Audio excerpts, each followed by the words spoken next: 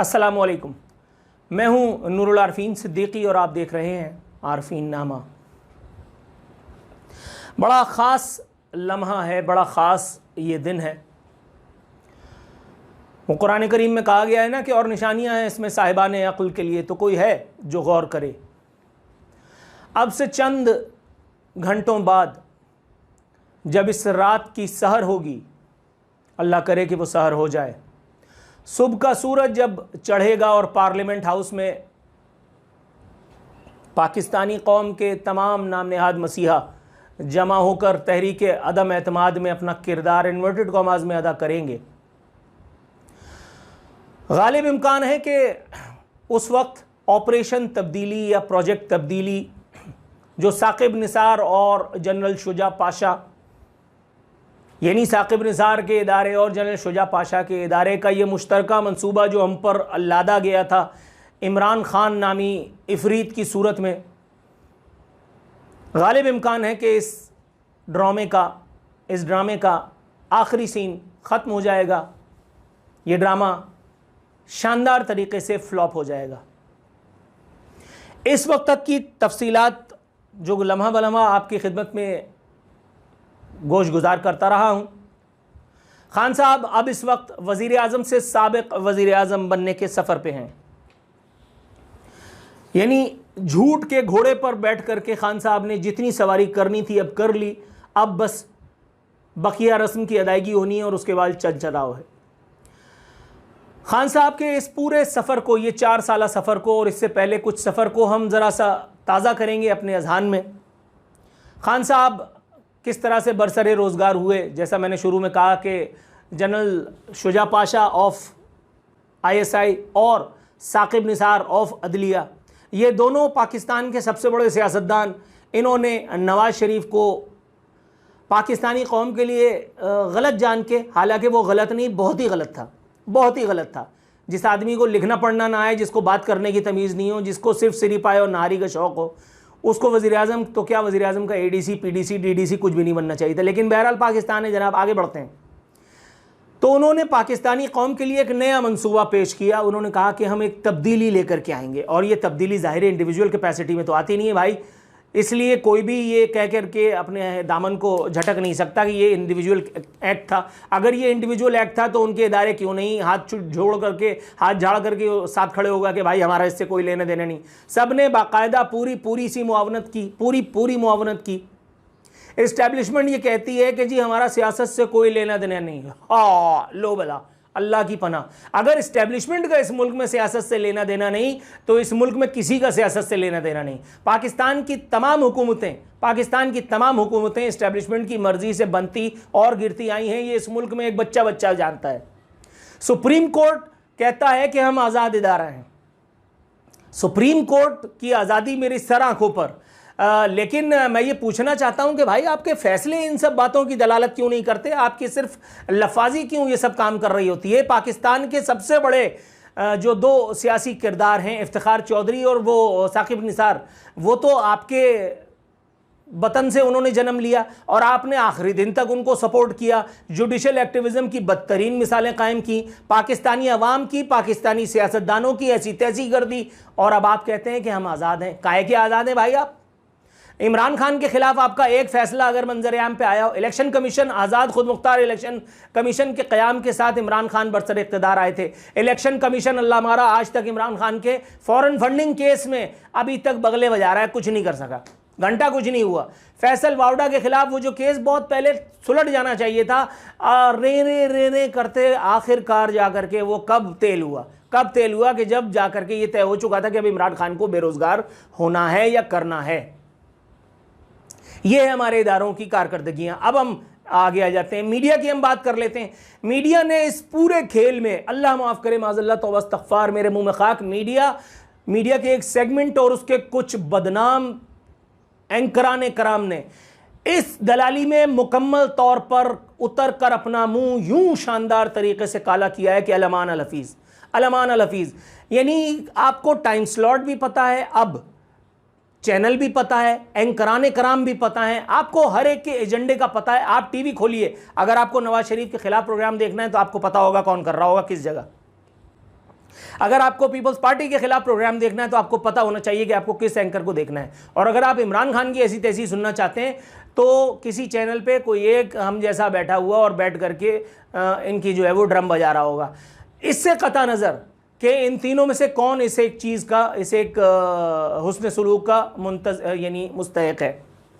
अब मीडिया भी पूरी तरह से एक्सपोज हो चुका है। बाकायदा गोदी मीडिया पाकिस्तान में भी मुतारिफ हुआ है। गोदी मीडिया का वो जो एक कॉन्सेप्ट मरियम नवाज़ ने देखा था, अब इमरान खान ने उस सपने को हिंदी में साकार किया और अब हमारे यहाँ बाकायदा सोशल मीडिया ब्रिगेड के ज़रिए गोदी मीडिया एंकर्स की एक फ़ौज ज़फ़र मौज के ज़रिए खान साहब ने ये अपने 4 साल गुजारे। आज़ादी और ख़ुद मुख्तारी की बातें करते करते मेरे खान ने स्टेट बैंक बेच दिया। आज़ादी और ख़ुद मुख्तारी और कश्मीर के बारे में जनरल असम्बली में जो उन्होंने वो अक़वाम मुत्तहिदा में ख़िताब फरमाया था, जिसके बाद हमारा जीना मुहाल हो गया। उस एक ख़िताब के बाद इंडिया ने 370A आर्टिकल का हज़्फ़ करके और कश्मीर को बाकायदा हड़प भी लिया। उनके मैदे में कश्मीर हज़म भी हो चुका और यहाँ मेरे हैंडसम ची भी ना कर पाए। ये आज़ादी और ख़ुद मुख्तारी की ब्रिगेड का अंजाम था। खान साहब ने जाते जाते अमेरिका और पाकिस्तान ताल्लुकात में बिगाड़ की जो कोशिश फरमाई है, यानी दीदा व दानिस्ता बज़ाहिर मासूमियत की वो अदाकारी फरमा रहे थे। उन्होंने दीदा व दानिस्ता अमेरिका का नाम एक पब्लिक फ़ोरम पे लिया। उसके बाद यानी पब्लिक फ़ोरम ही हो गया वो, जहाँ उन्होंने अपने लाइव टेलीकास्ट में अपने ख़िताब में अमेरिका का नाम लिया। और उसके बाद आप चीफ़ ऑफ आर्मी स्टाफ ने अगले दिन यानी आज ही के रोज़ जो खबरें शाये हुई हैं उसमें आर्मी चीफ़ ने अमेरिका और पाकिस्तान के ताल्लुकात की एक तवील तारीख़ जो है वो बयान की है। यानी ये अजीब सी बात नहीं है कि वज़ीर आज़म पाकिस्तान, जिसका काम होना चाहिए कि इन सब ताल्लुकात की वो जो खारजा मुहाज़ की कामयाबियाँ अपनी गिनवाते नहीं थकते, कि पाकिस्तान के खारजा पॉलिसी की हिफाजत करें, पाकिस्तान के बैरूनी अक़वाम से ताल्लुकात को बेहतर बनाएं, यकीनी बनाएं। यहाँ आर्मी चीफ़ ये काम कर रहा है। क्यों? क्योंकि पाकिस्तान के वज़ीर आज़म ने जो दड़म तख्ता करना था, वज़ीर आज़म का इक़्तिदार तो चंद घंटों का मेहमान है, उसके बाद फिर कोई नया हम पर मुसल्लत हो जाएगा। आर्मी चीफ को यह बयान देना पड़ा, लेकिन इस एक बयान तक बहुत देर हो चुकी है। अमेरिका के एक नुमाइंदे ने, अमेरिका के एक अंकल सैम के एक नुमाइंदे ने उस वक्त तक पाकिस्तान के हवाले से यह बयान दाग दिया है कि पाकिस्तान के साथ ताल्लुकात के हवाले से हम बहुत पहले से एक फ़ासला इख्तियार कर चुके हैं। आज़ादी और कौमी खुद मुख्तारी की बातें करने वालों को ये सोचना चाहिए कि भाई आज़ादी और कौमी खुद मुख्तारी उस वक्त तेल लेने गई थी जब डेरा गाजी खान में से अमरीकी कमांडोज एमएल कांसी को उठा के ले गए थे। किधर थे? किधर थे देश के रखवाले? किधर थी यहाँ की हुकूमतें? आज़ादी और कौमी खुद मुख्तारी की बातें तो वो करें कि जहाँ एबटाबाद हमले के वक्त हमारे तमाम हाफिज़ बेदार थे और उन्होंने अमरीकी मरीन्स को लिटा करके और हैंड्स अप पोजीशन पे ले लिया था। ऐसा भी कुछ नहीं हुआ और ना होना है। एटम बम बना लिया होगा आपने, लेकिन उसके बाद भी आपको ये याद रखना है कि कौन बड़ा है और कौन उससे बड़ा है। तो फिर आपको ज़्यादा कौमी खुद मुख्तारी और इसके गीत नहीं गाने चाहिए। आपके रहनुमाओं को आज भी छुपना होता है तो वो साले दुबई, लंदन और यूएई जाकर के छुपते हैं। नवाज़ शरीफ को एग्जाइल चाहिए होता है तो नवाज़ शरीफ को अरब के शेखों के यहाँ पनाह मिलती है। अल्ताफ़ हुसैन और मुशर्रफ को पनाह मिलती है तो लंदन के अपार्टमेंट्स में उनको पनाह मिलती है। काहे की आज़ादी और काहे की घंटे की खुद मुख्तारी? कौन सी आज़ादी और खुद मुख्तारी की बात कर रहे हो भाई? तुम अपने बच्चों की बात कर लो। तुम्हारे बच्चे लाला मूसा में पढ़ रहे हैं, तुम्हारे बच्चे भी तो उसी यहूदी नाना के यहाँ पल रहे हैं।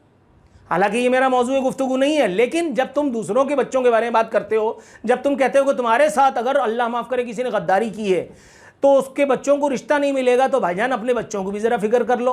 मैं बच्चों का मामा नहीं हूँ, लेकिन फिर भी दूसरे के घर में दूसरे की माँ बहन बेटी के साथ ऐसी तैसी करते हुए मरियम नवाज़ की माँ, जो मरियम नवाज़ का मैं शदीद मुखालिफ, मरियम नवाज़ की हरकतों का मैं शदीद मुखालिफ, मरियम नवाज़ की तर्ज हुक्मरानी का, उसके सोशल मीडिया एक्टिविज़म का मैं शदीद मुखालिफ। मरियम नवाज़ के बाप की मैंने ऐसी तैसी, चचा की ऐसी तैसी करने में मैंने कोई कसर नहीं उठा रखी, चाहे मेरे आर्टिकल्स देख लो, चाहे मेरे प्रोग्राम्स देख लो ओवर द ईयर्स। उसके बावजूद एक बीमार औरत कुलसूम नवाज़, उसका ये हक था कि उसको चुपचाप कम अज़ कम अल्लाह मियाँ के पास जाने दिया होता। पीटीआई की सोशल मीडिया ब्रिगेड के लोग वहाँ घुसे, जाकर के तस्वीरें बनाने की कोशिश की उस एक अस्पताल में। ये सारी खबरें मनवान मंजर-ए-आम पे आई और मैंने इस पर टेलीविज़न प्रोग्राम पिछले चैनल पे किया था। तो जब तुम दूसरे की बहन बेटियों को नहीं छोड़ोगे तो तुम्हारी वाली कैसे बच जाएंगी मेरे भाई? ये कानून कुदरत है। तुमने कल दूसरों के खिलाफ असम्बली में हाहाकार मचा रखी थी। इस असम्बली में तुम्हें खिताब करने की, इज्जत से खिताब करने की मोहलत नहीं मिली। पाकिस्तान इसी तरह से लूले लंगड़े इमरान खानों, आसिफ जरदारियों, नवाज शरीफों, शहबाज शरीफों के हाथों से गुजर करके और आखिरी अपने अगले मराहिल की तरफ चलता चलेगा, अल्लाह ना करे आखिरी तो नहीं, अपनी अगली मनाजिल की तरफ चलता चलेगा, रवां दवा रहेगा ये कारवां। इसी तरह से आज़ादी और मुख्तारी की बातें, ये सौदे अपने सर में दफन कर दो। यहाँ सिविल सुप्रीमेसी की बालादस्ती की बातें उस वक्त की जाती हैं जब इक़्तिदार से निकाले जाते हैं, तब पूछते हैं मुझे क्यों निकाला, और जब इमरान खान को धक्का देना होता है तो फ़ौरन गेट नंबर 5 के साथ सुलह करके शहबाज शरीफ को वज़ीर आज़म बनाने की कड़वी गोली निकल करके और फिर पाकिस्तान आते हैं। ये पाकिस्तान की कौमी तारीख़ है। नवाज शरीफ के साथ भी यही सब कुछ हुआ जो जरदारी के साथ हुआ, और जरदारी के साथ जो कुछ हुआ वही अब इमरान खान के साथ भी हो रहा है। बस चंद घंटों की बात और है और उसके बाद इंशाअल्लाह खान साहब करीन क़यास है कि एक तारीख़ बन के रह जाएंगे। उसके बाद फिर वही सड़कें होंगी, कंटेनर होगा, लेकिन इस मरतबा मेरा ख्याल है कि शुजा पाशा नहीं है, इसलिए इस मरतबा वो सारी मुआवनत वगैरह नहीं मिल पाएगी। इस मरतबा देखते हैं कि इमरान खान पाकिस्तान की कौम का ईमान जगाने के लिए क्या कुछ करते हैं, क्योंकि अभी उन्होंने कौम को बहुत सारे जवाब देने हैं। महंगाई, बेरोज़गारी, अफलास, पेट्रोलियम की बढ़ोतरी, फलाना, डॉलर की बढ़ती कीमतें, तो अभी इश्क के इम्तिहान और भी हैं। आओ ज़रा लग पता जाएगा।